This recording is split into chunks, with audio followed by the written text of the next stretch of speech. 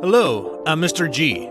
The G is not for Google, but it fits. And thank you for joining me on a journey where we learn from different EdTech leaders. Welcome to Aced Tech.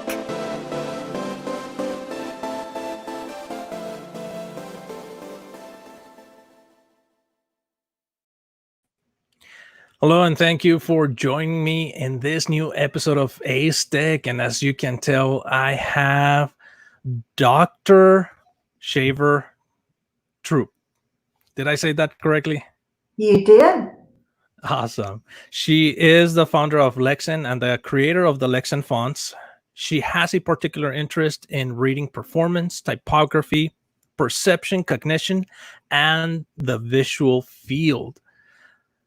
Now, that last part, visual field, what does that mean? The visual field is your eye and brains working together to create what you see, what you perceive. So it's your eye and brain. Okay, so the whole thing about we can only see 3 colors.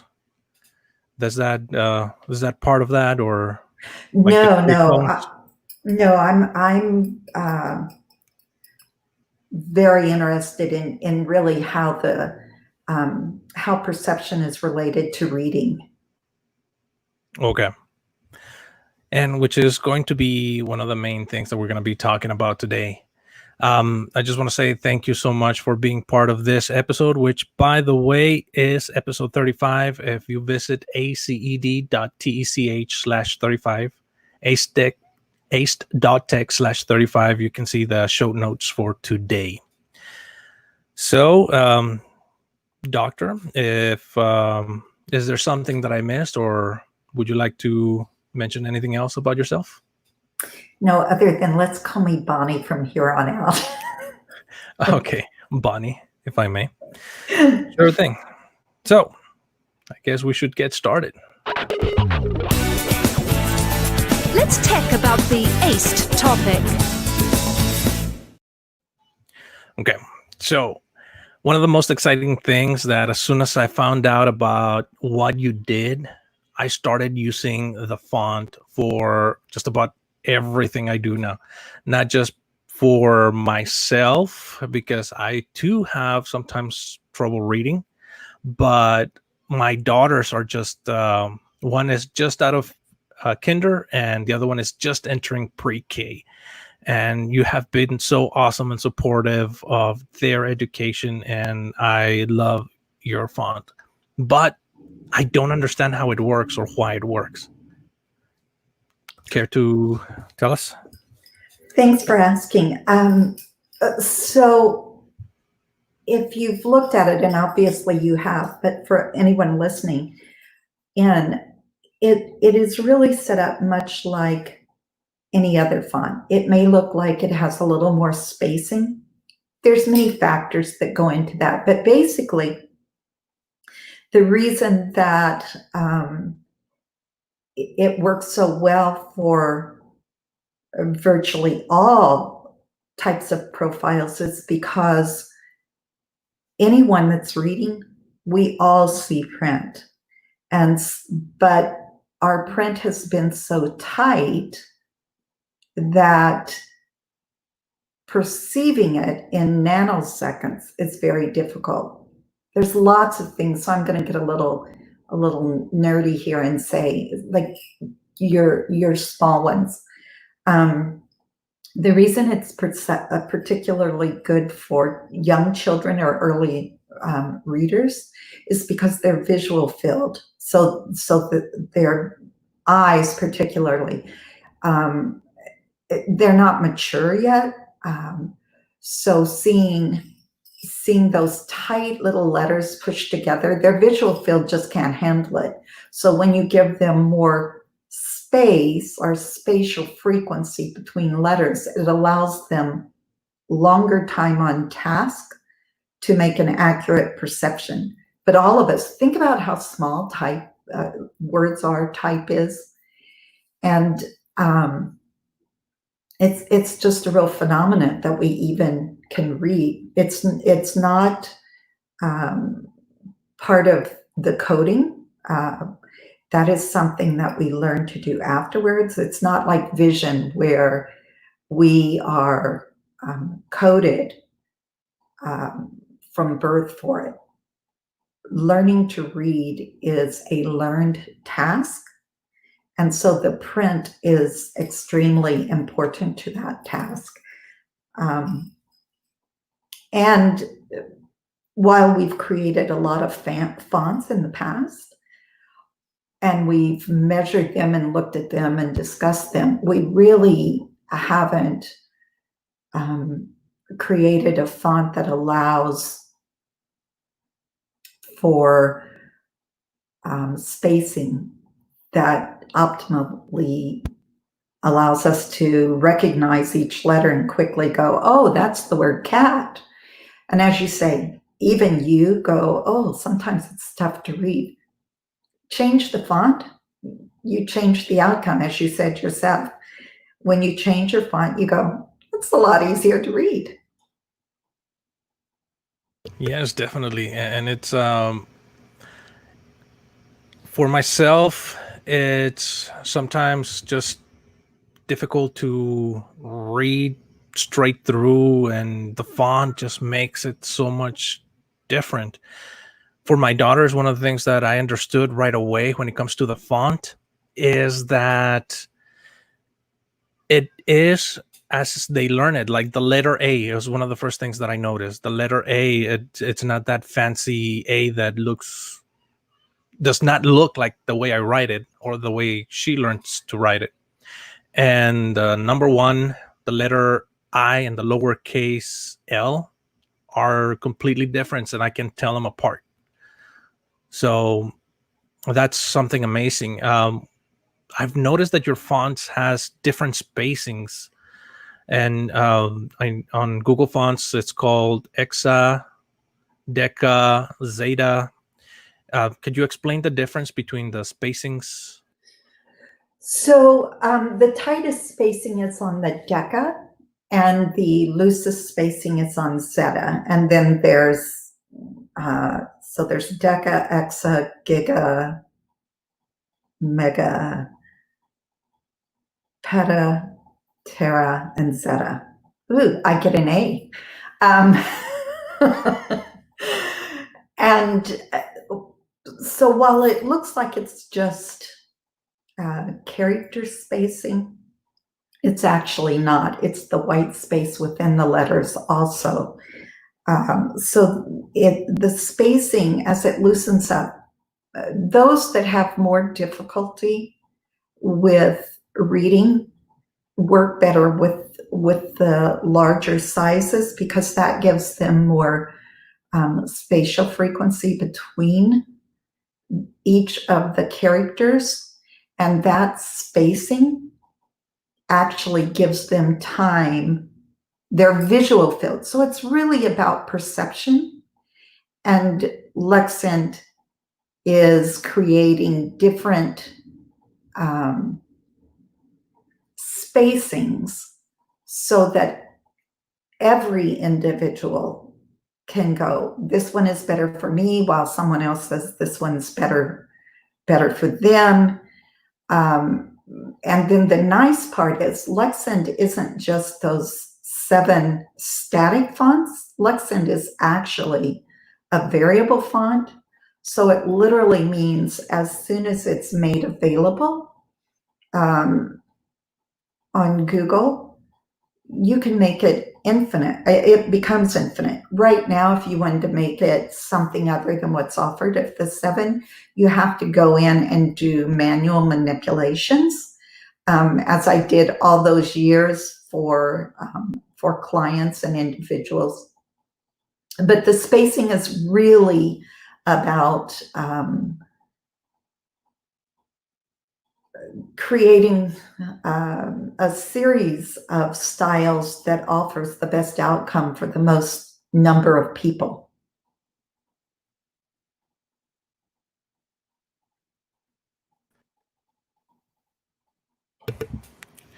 Thank you so much. One of the things that I wanted to show is how I got to Google Fonts. So as I'm going to fonts.google.com, I search for the word Lexend, and here we have all the fonts that are available.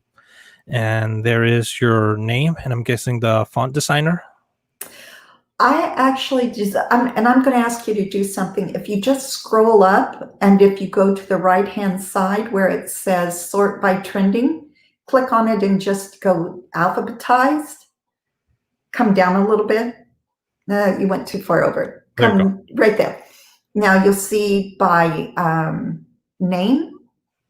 You can click on name and that puts them in order. So you literally see the changes. Yeah. That's awesome. Google's pretty slick, aren't they?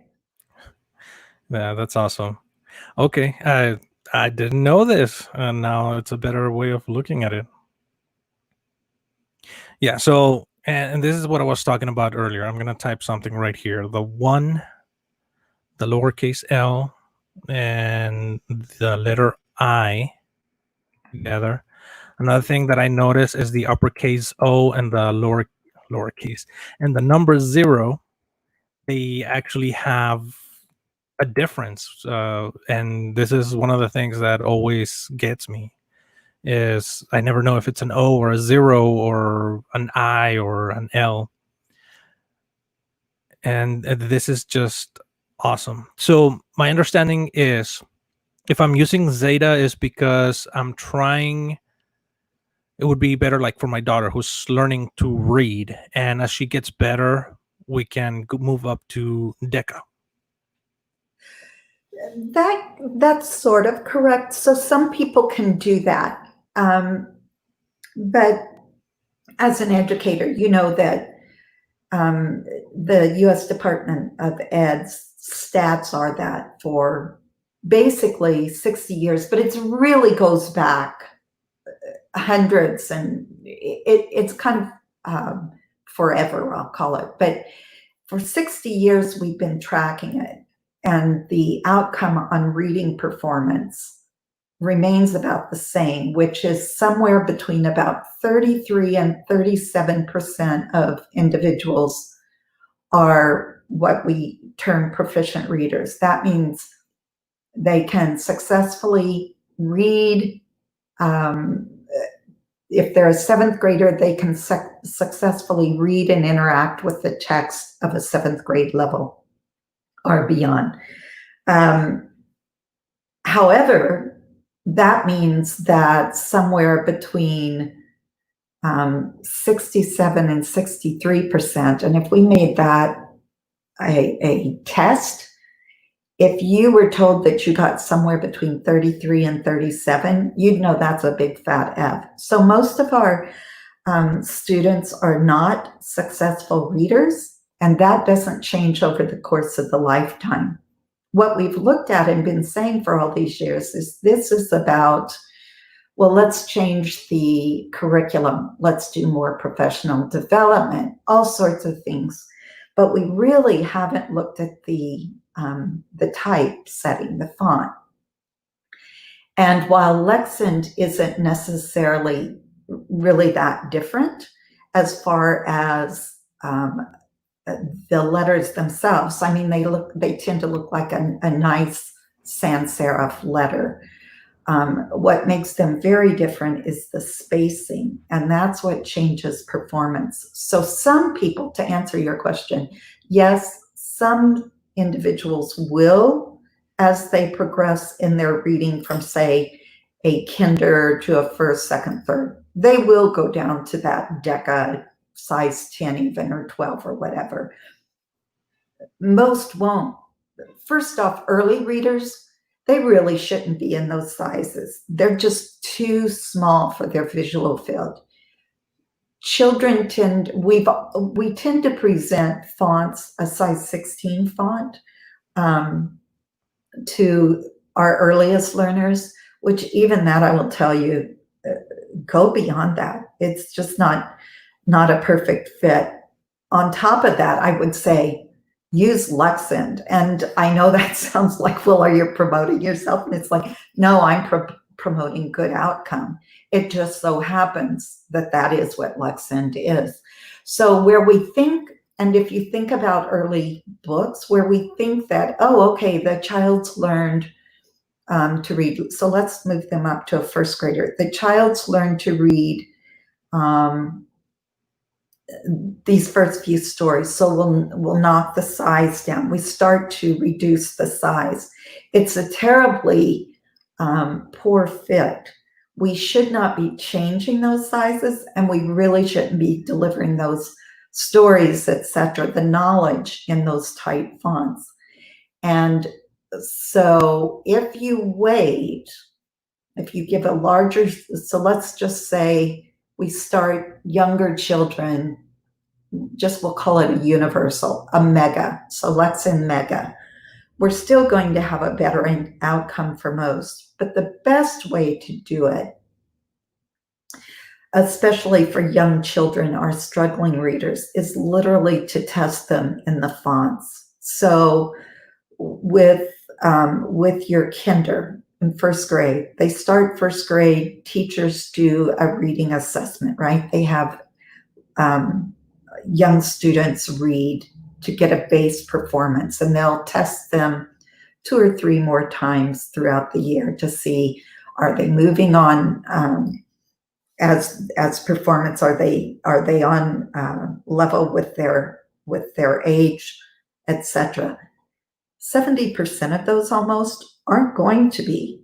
We say all sorts of things like, oh, well, they need more time, yada, yada. But we know that's not accurate. They're really not catching up because it was wrong to begin with. So instead of changing the fonts, well, I guess I would say change the fonts, but change them to Lexend so that children can take in that print. And I've been recording it for 20 years now, a little over. And I can tell you, whether it's adults at retirement age or preschoolers, the same outcome happens. We can't sustain reading in the fonts we are delivering now, not because the font has an issue, but because the spacing has an issue. That's where we are having our big problem. We change the font to a Lexend and we change the outcome. And what happens, I know this happens because I don't teach people to read when I test them. All I do is I put curriculum, so a CBM, a curriculum-based material. So a first grader, I give them a first grade reading document. You've heard of Dibbles, probably. Whatever it is, I put it before them in what was delivered, and then I choose 3 Lexend sizes. With young children, I use good knowledge about fonts. I use the larger ones. I can move down, I can move up. Test them, do a fluency test. It's a 1 minute over minute. You test them in 3 or 4 different styles, wherever the child reads best, which includes both number of words read and their fluency, because sometimes children read correctly, the words correctly, but they're way too fast. So we know that they're not in the right size. So with young children, test them. It's a quick way, and it will change their outcome all year long. You put them in a small font that's not built for the visual field, and teachers across this nation and across the world, parents, teachers, whatever, we know that we see our children struggling to work out what a word is. And those that are doing the best, it's not because they're brighter or more capable. It's because their visual field is able to successfully perceive that size more quickly than say if you have 10 students, 2 or 3 of them will be able to do well, but about 7 of them will be struggling with that text. So the answer is yes, some of them will be able to move down and some of them won't. And I encourage us no longer thinking of the size of font as what matters. Just like, does it matter if you have, if you wear a pair of glasses, we don't say, oh, no, that's a wrong size. That's a wrong prescription. We put the right one in there. Let's deliver the right font. Let people have what works for their visual field and stop thinking that if you use a big font, it means you're not skilled. It's like, yes, you're just as skilled. You just need a different size that you can accurately record and then express. Yeah. And I'm probably going to go backwards in the font spacing and size because as I get older, I'm going to need to read in a different way. Right. So, hey, I use it now. It's like, yes, my friend. so yeah, it's for all of us. It's awesome. I've been a hardcore Lexend fan because it helps me and I notice a difference in my daughters. So I think it's awesome. So thank you so much. Is there anything else you want to say about the font that you haven't covered yet? Not that I can think of at the moment. There's so many things. Obviously, 20 years is a long time to research something. It's like, oh my gosh, I could go on for eons. But the most important thing is to recognize that using it is what is my main focus. I study the research for knowledge to discuss it in that sense. But at the end user, I just want people to use it because it works for them, not because, all the other things we can say. It's like books are to be read, type is the voice, that I will say. So when you're in the right font, whether you've tested it or not through the fluency testing, if you're in the right font, you can hear the voice in your head reading whatever so if you have a little story, you can hear the voice in your head talking confidently when you're using the right size. When it's the wrong size, the voice can either be stumbly, which is clearly a real research term, or it can actually be quiet. So for those who struggle the most, they simply will tell me. So I'll say dyslexic are extremely readers who struggle, serious struggles. They'll just say, no, they don't hear a voice in their head. You put them in the right size font and they'll say, oh yeah, I hear it. So when you have the right one, you'll hear that voice, that reading voice in your head, and you'll know you're good. Test yourself. That's awesome. I hadn't noticed before. Like when you're reading, you can hear a voice. For those that struggle reading, they don't hear that voice until they have the correct font. That's awesome. That is an awesome. I'm sorry, it's just mind blowing right now. Okay, so while my mind comes back together from that awesome explanation, we're gonna move on to your Chrome extension of choice. Education should be mobile with ACE apps. Okay, so you have an interesting extension. Can you tell me about it? Sure, and just a caveat, so that it's heard clearly. I love so many apps and extensions because the products out now are phenomenal. They're just phenomenal.